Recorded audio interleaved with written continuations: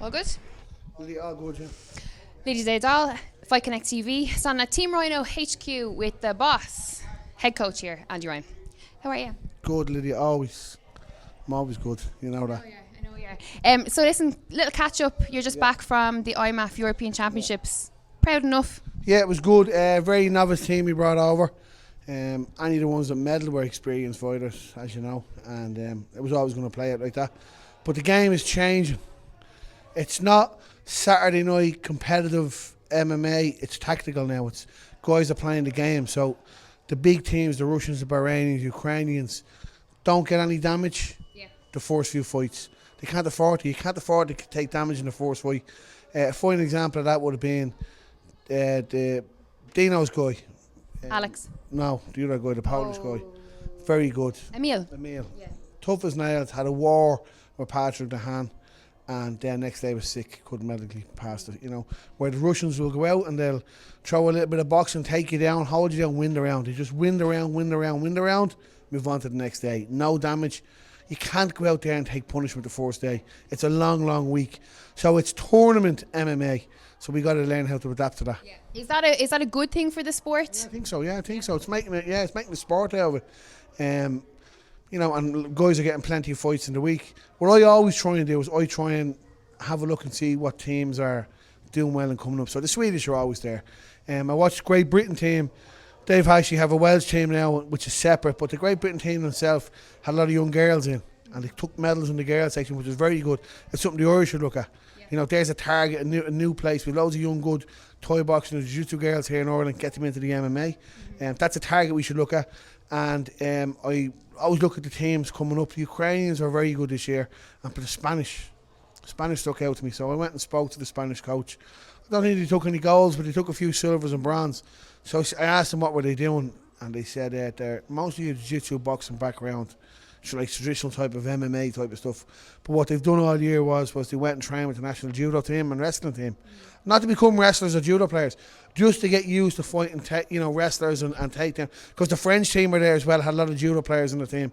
So it's people are now thinking. It's not just going in now and throwing help. The guys are thinking now tactically, working with other national teams, which is very good. What would you like to see happen in the development of Team Ireland? Yeah, I think what we're doing now, we've had our first ever squads this year. I couldn't give a shit with all the politics and all the shit that goes on. I see people lashing each other on Twitter and give it over, But I think development, so squads, different levels on the squads, and then like everyone's not going to get that Europeans or that other worlds, because it's only the elite are going to go. But Danny Corr's putting an event on in September, and we're going to put a full team up there. Hopefully maybe have 30 or 40 fighters at it. Get a fight for the day, represent your country, match up with someone. So I'm actually talking to Danny about that. So squads, national level, and eventually when we get up and running, have your national championships every year. Do you still feel that there's that kind of stigma with amateur Irish MMA where the kids or the teens kind of feel that it's a big deal, it's like the flashiness of having an MMA fight? Are you trying to get rid of that and say the sport tournament? So you go to a jiu-jitsu tournament, these kids, there shouldn't be a 12-week training camp for a fight at amateur. It's 9 minutes. 9 minutes, you can't knee to the head, you can't elbow this, you're wearing shin guards, so it's 9 minutes. You should be fighting every few weeks. And once you're not getting injured, it's a sport as well, and especially, and I think it'll open the door for more people to do it.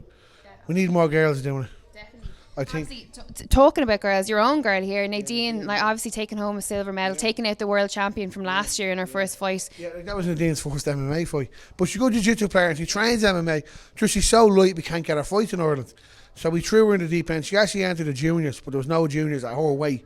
We were going to move weight, and she said, no, let me do the seniors. So we threw her in the seniors. She lost the final, close fight against a very good Polish girl. The girl was tiny. Yeah. You wouldn't think she was a fighter. She's a lovely looking little girl, and you think butter wouldn't melt in her mouth. Yeah. And she was fucking a good wrestler. Yeah. She had good base. And the Danes got the better of her in the third round, but it was too late then, Yeah. But it was great to see the girls competing, you know what I mean? And especially the fact that she's coming away now with a deeper hunger. Do you know what I mean? She's like, I can't wait for Worlds. I'm going to get back into competing, So it worked, in that she went, she tested herself, and now she's, the bug has progressed. Your whole team, you've kind of cultivated this culture out here at Team Rhino, that competition is kind of an integral part.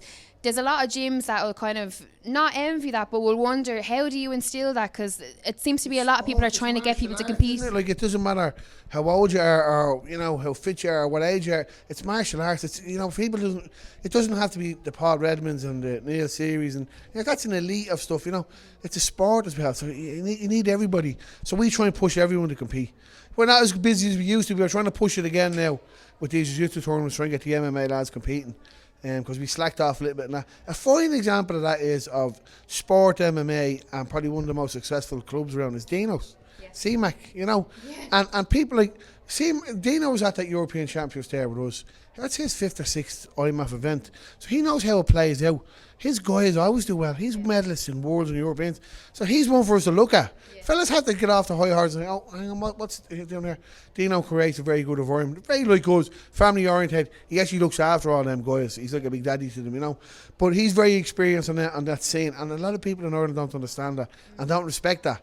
And I seen that when we were away. He's very good. Like, I was up every morning at 7 o'clock for weigh-ins, and it was great to have the fellas around helping out, you know. Liam Og from Cork was a great man. Yeah. He's the admin, the amount of stuff he does. Like, he was shuttling people up and down every morning to the campsite, you know what I mean? It was great. And it was good that Phil and Peter came over with his brother, seeing what it was all about, and loved it.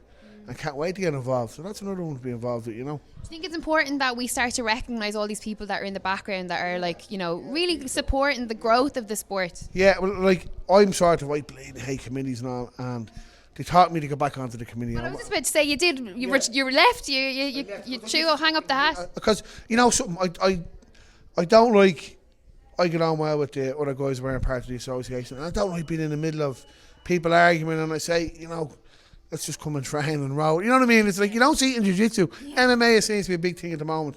So just that we met these two guys that are helping out get the sport made legit, and I went and I seen what they were doing, and seeing what Clive Staunton was doing and Liam Og and stuff, the amount of work. I want to see the paperwork. I want to see the meetings. But they're doing it voluntary. You know, voluntary, and it's mental. We would never have been able to do what we were doing unless we got that help we have, you know. Yeah. So it is, when you look at it like that, you say, oh, I can see the bigger picture because this is my life. So I can see the sport and be legitimised. I don't give a shit about competitions and Saturday night fights. I run shows, involved in shows, but that's the least. It's the child protection, the coaching courses, you know, the health and safety, the insurance in the gym. That's what I more want to ever, you know. But the sport is changing, and it is a sport. You know, we forget that sometimes. You know, and we forget we're martial artists, you know what I mean? You got to have a little bit of respect for each other, you know? Definitely. And people forget that. We see it more in the jiu-jitsu, and you probably see it in your own club, where you are a new enough club, the #1 jiu-jitsu club in Ireland, like, by a mile, East Coast, competitively wise. But I see Darragh and the lads changing a little bit, where they would have been very much competition, kill. Now they're getting a bit of older, and they understand it's a martial art. It's the longevity of the game, you know what I mean? It's not all about that competition the week, which is a great thing. Yeah. But it's not only about that. It's about, you know, your club and the sort of the vibe you set down that club, you know. Did you recognise the kind of, I suppose, in the media and then just generally kind of hearsay from everyone when you did come back on board that everyone was delighted? Yeah, you know, did it kind of let you realise how much, you know, you've meant to the collective, I suppose? You did, and I felt humbled by it. And I'm meeting 2 clubs this week that might come on, and I won't tell you who they are, but might get involved. So I'm going to meet them and try and talk them into it. And what I'm trying... coming under the Team Rhino banner? No, under the IMAF. Oh, okay. All right, under IMAF. Yeah, because I'm trying to say to them is, like, if you want to make a change, you come and join, get involved. We have a vote, come and vote, make us... We can't do it from the outside. Do it from the inside, you know what I mean? But on the Team Rhino thing now, we have a big family of Team Rhino. We're having a session here Saturday, a rolling session. Yeah, you want to come down. Just all the affiliates are going to come down and roll. Lads do a bit of sparring and that, you know. So we try and push that. And at camp, you went to the camp. I went. Do you know, I'm dying to get back. Yeah, but you see how big it's to the ground is? No, don't tell me that. I think this is the 6th year, I think could be. Yeah. So the 4th year we had 2 cars. No, it was 5. I went 5 years ago. It was the first one. So 6. This could be 7 then, is it? Yeah. So the 4th year we had 2 cars with 10 people going. And I think you went, it could have been about 20. Was there a bit more? There was no more than 20. Yeah, definitely. So this is Shinobi Academy in Lagos in Portugal. So we got 70 last year, 70 this year. So it's mental. But we've got a nice hotel now. No way. So we don't stay there, no offence to Colin, the bleeding Auschwitz. It's like a concentration camp. We didn't mind. We enjoyed it. But we have a lovely hotel around the corner. Great bar, great 2 pools. So great breakfast in the morning. So the lads get pissed every night, trying hard. And it's not just for Team Rhino. Look, I was welcomed. You know, I had a great weekend. We had guys from Royal Grappling Academy there last year. Yeah, and we had SBG guys and guys from Cork, and opened everybody. It's more of a bit of crack, a bit of training every day and a bit of laugh, I think if you train, you definitely have to go because it's a different experience. It's so relaxed and enjoyable, you know, with the sunshine, a morning session, bit of grub, down onto the beach for a swim, back in for a second session. Living the dream. Yeah. Well, listen, I'll let you go back up. You have a class going up there. Andy Ryan for Fight Connect TV. Super.